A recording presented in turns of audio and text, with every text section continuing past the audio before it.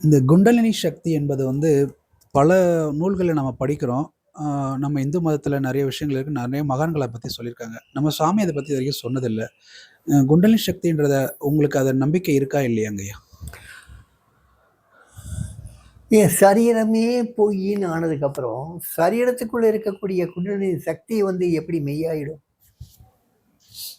சரீரம் சம்மந்தப்பட்டது எல்லாமே மாயேன்னு சொல்லிட்டு இருக்கும்போது, சரீரத்துக்குள்ள இருக்கக்கூடிய உங்களுடைய சக்தி எங்க? தண்டுவடத்திலிருந்து மேலே சகசர வரைக்கும் மேலே வருதுன்னு சொல்ற மாரி எத்தனையோ சொல்றாங்க. இது எல்லாமே ஆரம்ப கால அதாவது பள்ளி பருவத்தில் படிக்கக்கூடிய பாடங்கள் இது. இந்த பாடங்கள் வந்து படிக்கலாம், படிக்காமலும் இருக்கலாம். அதாவது நிறையா சிபிஎஸ்சி இருக்குது, மெட்ரிகுலேஷன் இருக்குது, ஸ்டேட் போர்டு இருக்குது, இதெல்லாம் இருக்குல்ல.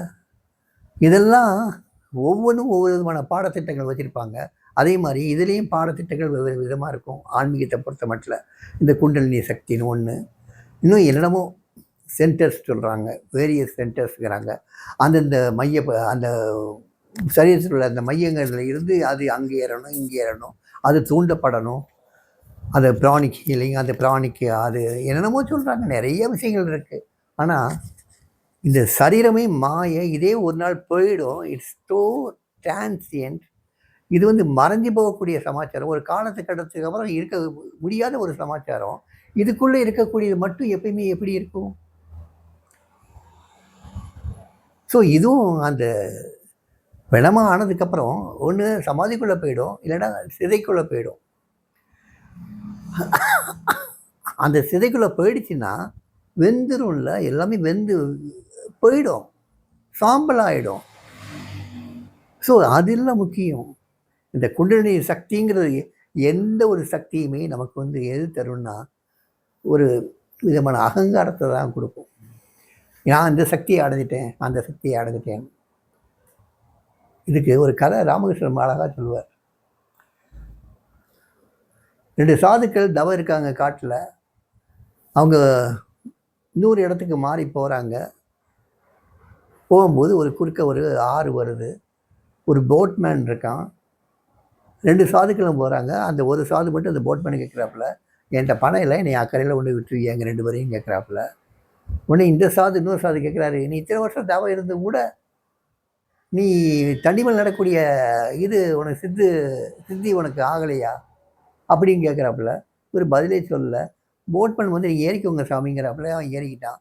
அங்கே போய் விட்டுறாப்புல. எவ்வளோ வாங்க வைப்பான்னு கேட்டதுக்கு 4 என்கிட்ட பணம் இல்லையேப்பான்னு கேட்குறாப்புல. பரவாயில்ல சாமி, நீங்கள் போயிட்டு வாங்க சாமிங்கிறாப்புல. அவன் நடந்து வந்துடுவான், தண்ணி மேலேயும் நடந்து வந்துடுவான். நடந்து வந்துட்டு போவாப்புல.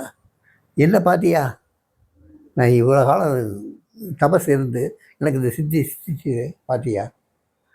ஓ சித்தியினுடைய விலை வெறும் 4 வெறும் 4 பெருமான சித்தியை நீ வந்து அடைஞ்சிருக்க. இதுக்காக நீ இத்தனை வருஷம் செலவழிச்சிருக்கணுமா நீ?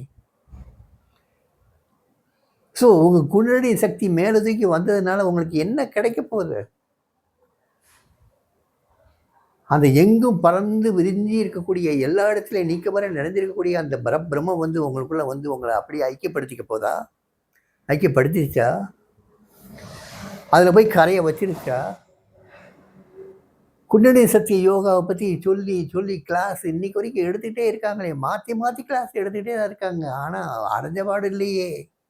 அந்த குருவோ அடைஞ்சபாடு இல்லை, அந்த சிஷியர்களோ அடைஞ்சபாடு இல்லையே. பதஞ்சலி யோகா பண்ணார். அந்த யோகாவில் நிறையா பண்ணார். அந்த யோகாவில் சொன்னதெல்லாம் பார்த்தீங்கன்னா சில விஷயங்கள் நீங்கள் கடைப்பிடிக்கவே முடியாது. திருமண வீட்டுக்கே போகக்கூடாது பாரு, எந்த சோசியல் ஃபங்க்ஷனுக்கும் நீங்கள் வந்து அட்டன் பண்ணக்கூடாது பாரு.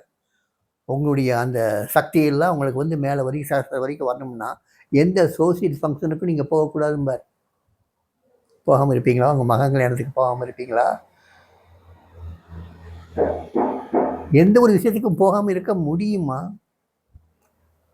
ஸோ இது எல்லாமே பார்த்திங்கன்னா ஏதோ ஒரு வகையில் மக்களை வந்து ஆண்டவரை நோக்கி திருப்பணுங்கிறதுக்காக அவங்கவுங்க மனநிலைக்கு தகுந்தபடி ஒருத்தருக்கு இதிலெல்லாம் நம்பிக்கை இருக்கும்.